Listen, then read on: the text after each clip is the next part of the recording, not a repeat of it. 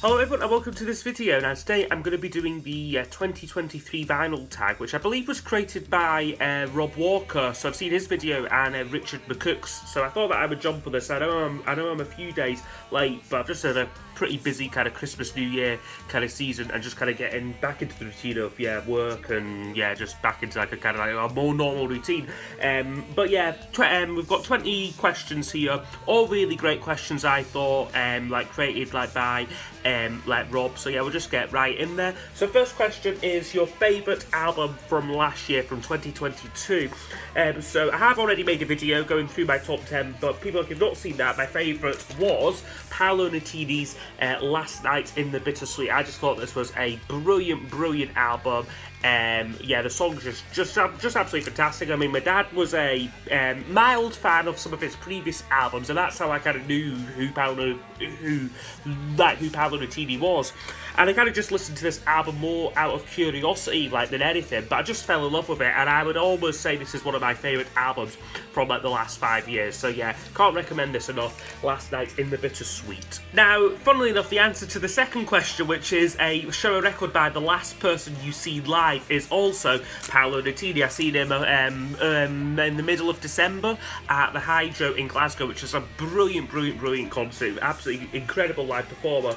But yeah, the time before that, a few weeks before that, I seen Paul Heaton and Jackie Abbott. Again, this is their latest album here for, must be I think like the 5th time or something. I mean, like their concerts are always like a lot of fun. Like they tend to do mostly oldies from like the House Martins and Beautiful South days. But I mean, like the concert tickets, like they're only like £30, so it's really like great value. Like you get like a really really fun fun night out like off it. So yeah, like Paul Heaton was that would be like one of like the other artists I seen live last year. Next question number 3 is a band whose debut album is the best. So again, I didn't want to go for a kind of like a band who I guess maybe only had like 1 or 2 albums. I wanted to go for a band with a kind of sizable discography, but where I think it is quite obvious, for me anyway, that the first album is the best. So I've gone for Oasis, and this is definitely maybe here their classic debut album from 1994. Now I know a lot of people would probably put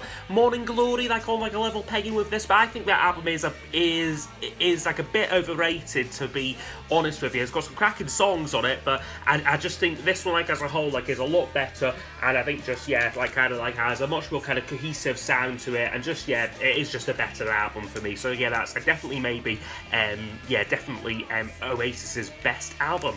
Next question up I thought was a really great question. It is to show a hat trick, so an album where you've got the vinyl, CD and the cassette. Now I almost thought that I wouldn't be able to do this because I don't buy cassettes, never have done and probably never will, to be honest. But I have got one album, again another one from like last year, where I have actually got the hat trick. So it's the latest one by Blossom. So I've got Ribbon Around the Bomb on vinyl, CD and cassette. Now you may be asking why I've gone to like the excess like on this album. Well, it was actually to get concert tickets. Like I seen them back in June at King Tut's in Glasgow, which is a really tiny club. Like it's a much smaller venue than Blossoms like would ever normally play, and kind of like in order to get the tickets you had to buy the kind of bundle with the CD and the cassette. So that's why I've ended up with these two. I think I've even got the cassette like on eBay, but no one's really like interested in it, so I'm kind of keeping a hold of it like for now. But like that's Blossoms and Ribbon Around the Bomb. Another great question 5, which again a bit trickier like than it sounds, is to choose an album which starts and ends with the same letter. So I was really racking my brain, but this one just came to me. I was kind of going through all the artists I like with all the albums, just sort of trying to work out like if they had like the same starting and ending letter. But yeah, I've gone for the Talking Heads and Speaking in Tongues here. So yeah, classic album here, probably my favourite Talking Heads album. So yeah, an album there what starts and ends in the same letter. Next question now was probably the most tricky one for me to answer, which was to show a record by someone born in the same year as yourself, which is quite difficult for me because most of the music I listen to is a lot older than I am, like certainly the 70s, 80s, 90s stuff, and I was born in 1998, so yeah, it was a bit of slim pickings for me on this, and a lot of like the kind of modern artists I like are, yeah, maybe a couple of years older than me, but a band who I think, again, I can't say for sure because the Wikipedia page for them like isn't complete. Like I'm like that, but I'm almost sure that maybe a couple of guys from the Lathams are maybe born in the same year as me. I mean, but again, I can't say for sure.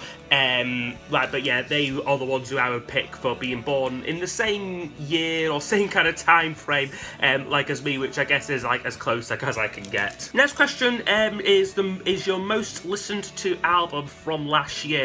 Now this was again another quite a tricky one for me because I don't keep track, and I guess something like say Spotify Wrapped like only kind of goes halfway really, just kind of shows what you've been listening to like on kind of streaming. So one album which I'm not sure like if this was my most played, but it's certainly up there, and it is one of my favourite all-time albums. I would show The House of Love and Babe Rainbow here. Just an absolutely incredible album. So many fantastic songs like on it. Yeah, it is just a perfect record for me, and it's definitely one which I played the hell out of last year. Next up is the artist you listened to most from last year. Now I would choose for this definitely Prefab Sprout. Now this is again probably like an album which I almost could have said for like the last one, and probably did. I would say I played this album the most, but yeah, I want to show something kind of like a different artist like for each question. But yeah, for me 2022 was the year I really got into Prefab Sprout. I kind of been aware of them for like a while, and I guess knew maybe some of the hits, didn't like all the hits, but I was aware of them.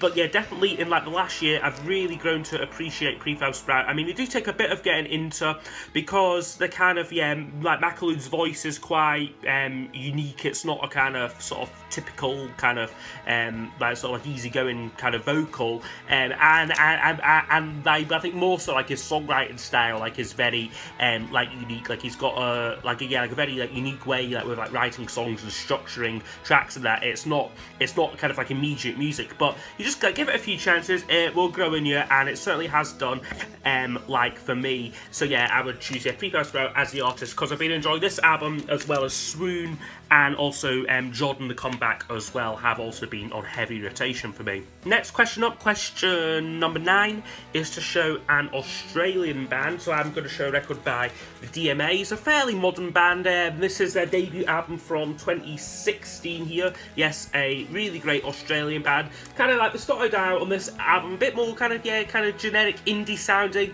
but they've kind of on more recent releases embraced kind of synthesizers, and they've kind of got an interesting mix of kind of indie rock, but kind of a bit more kind of synth in there like as well. So yeah, I really like the DMAs and really excited for their next album, which is coming out at some point this year.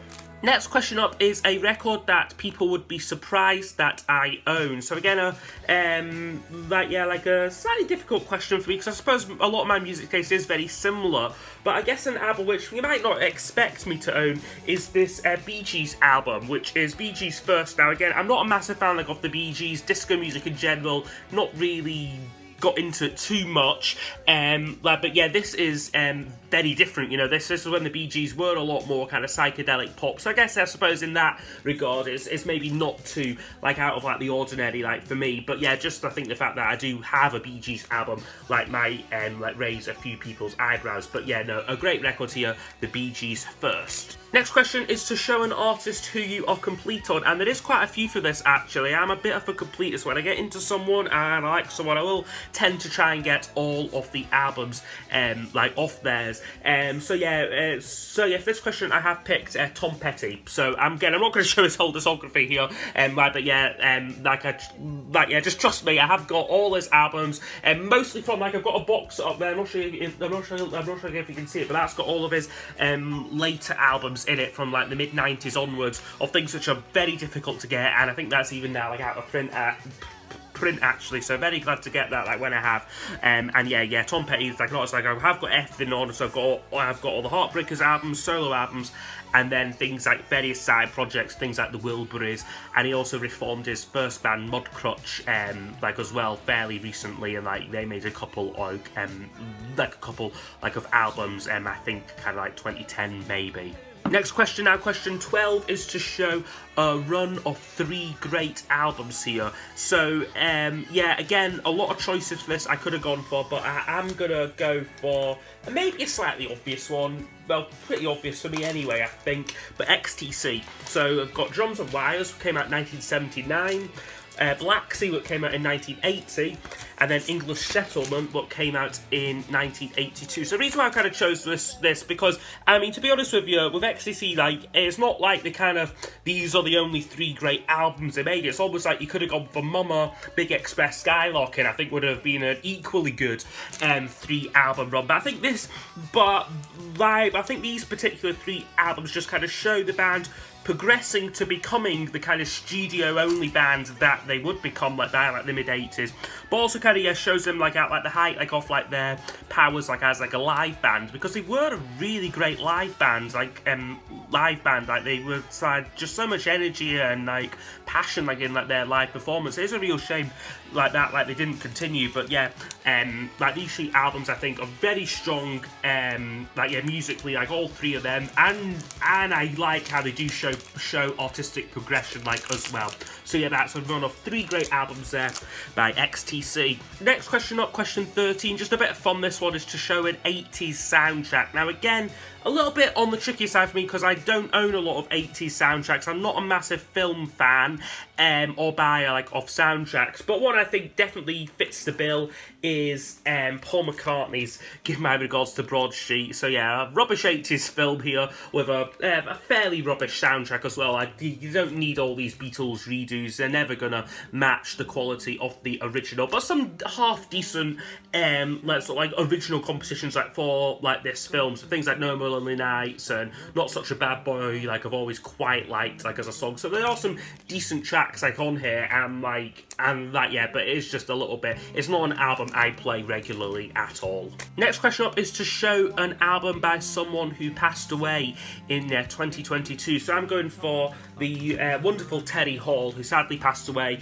only a few weeks back, like in the middle of December there. And this is an album by his third band, The Colourfield. He really he jumped between bands.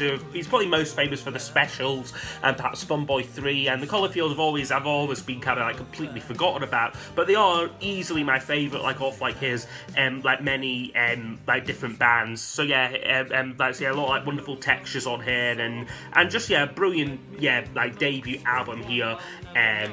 So yeah, like absolutely like fantastic records, and yeah, fantastic guy. Yeah, so Terry Hall, we sadly lost in 2022. Okay, next question up is a disappointing purchase from 2022, so from like last year, and I've got 2 albums to show for this. Again, both for kind of like the same reasons, and both by like the same artist. So it's the Icicle Works. I picked up 2 of their albums. So this is The Small Price of a Bicycle and Permanent Damage. Now, the reason why these are particular disappointments is because I love their first album. It's a self-titled album, and it's brilliant. It reminds me a lot of like Echo and the Bunnymen. It's got these kind of like a bit psychedelic, but just really great songs, catchy, great melodies, and just an all-round brilliant album. So I kind of had high hopes for these 2, because this is the second album, and then this one came a bit later in, I think, 1990.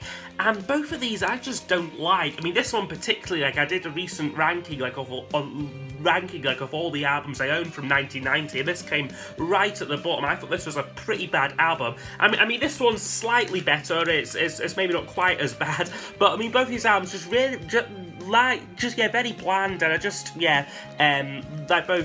like not awfully great. So yeah, definitely 2 rather disappointing purchases there for me, like from last year. Next question, question 16, is to show a non-vinyl item, and I'm going to continue the kind of like the negative, like the negativity here by showing this, which will probably be a bit of a, like a controversial opinion here. But I got this like as a Christmas present, so it's Bowie, Moon Age Daydream film here. Now, yeah, I seen this in the cinema when it came out, like in like the IMAX, and I mean, despite it being visually very impressive, you know, stunning visuals and that, for me, I just didn't enjoy the film. I think it kind of lacked any kind of narrative. I think it jumped around too much, and I just didn't learn anything that I didn't already know about Bowie. And I'm not a massive fan of his either. I mean, I've read a couple of books, but I'm far from an expert. And it just, yeah, again, I just didn't feel like I learned anything, and just the whole kind of the tone of the film as well for me, with kind of making him out to be this kind of godlike figure as well, when for me he was one of the all-time greats, like as far as like a songwriter and a kind of artist as well. But just I think it just kind of made him, I guess it just sort of elevated him to a kind of level where it was getting a bit almost like uncomfortable, like a little bit. So this was a Christmas present, but I mean, I might give it another chance, but it was just a lot, like, to be honest with you, a lot happening in it, and like visually and kind of jump cuts and stuff. It was all a bit over the top for me. Okay, next question up, question 17, is to show a Grail item. So this typically kind of means something of usually I kind of take this to mean like high monetary value, so something like a really rare album or something that you've been kind of dying for like a long time, and then you suddenly come across it. But I think it could also just mean like an album which means a lot to you as well. And I suppose this album is almost neither, to be honest, of those things. But it definitely used to be a Grail though, but it was recently reissued this year, and I'm so glad it was. Just means that I can get my hands on it for like an affordable price. So I suppose for that reason, it is a kind of like, it still counts like as a Grail item. So it's the Cure's album Wish here. So yeah, been out of print for many years, this album, and despite it being one of the Cure's most popular albums, this has got many of their big hits in it, like Friday, I'm in Love, and High, like in particular. So it was just a real shame that this wasn't available like a few years back, but so glad it was. And so yeah, definitely for me, a bit of a Grail find. I suppose like in the sense that I do have it, but I mean relatively cheap and like easy to get now thanks to the reissue. Question 18 now is to show a space-themed record. Now, this is, I guess, only space-themed in as much as the cover, but I do think it definitely applies. So it's ELO's Out of the Blue here with the wonderful kind of gatefold cover. I will just show the gatefold itself, which I guess continues the kind of spacey theme. I mean, the music on here isn't particularly space-themed. I mean, gets a good shirt for a rainy day. I guess that's more about the weather, to be honest. But no, like this cover definitely very space themed, and the gatefold as well. Very nice artwork there. So that's, yeah, ELO and Out of the Blue. Okay, next question up, question 19, is to show a piece of VCLT or just a kind of general, like a present, a record someone bought for you. So yeah, I'm going to show a bit of VCLT. This is like a couple of weeks back, towards the end of November, I met up with Rob Walker in Stockport. We went to like a record fair, and at the fair like he purchased this for me, so it definitely counts like as a piece of VCLT. It's a single by a band called Diesel Park West, who I think he's talked about like all like his channel before, but a great band, late 80s, and this is a single called All the Myths on Sunday, which he was nice enough to buy for me like at the record fair. So that's my VCLT item. Okay, final question now, question 20, is to show a record from 1973, or like aka an album which will celebrate its 50th anniversary at some point this year. So I mean, there's a lot of albums I could have gone for, things like Dark Side the Moon or Band on the Run, but I've decided to go maybe a little bit rogue with this choice, but an album I think is really underrated. It's the debut by 10cc, so yeah, released 1973, so of course we'll be celebrating 50th anniversary, and I think this is a really great album. Has a lot of their big hits on it, things like Donna is on here, The Dean and I, and Rubber Bullets was a big #1 hit for them. But there's so many other great album tracks as well. Like, I really like things like Headline Hustler, the Hospital song I think is really fun, and Ships Don't Disappear in the Night. Just, yeah, a great album, great teamwork on it as well, because every song almost has a kind of different combination, like, of, like, kind of, like, writing credit, which is, like, really, like, great there. So, yeah, wonderful record here by 10cc, celebrating its 50th anniversary. I'm not sure what month, I think maybe middle of the year, like I would want to say. So, yeah, that's comes to the end of this video, responding to the vinyl tag of 2023. So, yes, I hope you have all enjoyed like this video. I will link Rob's channel in the description, and I'll see you all next time for the next video. Goodbye.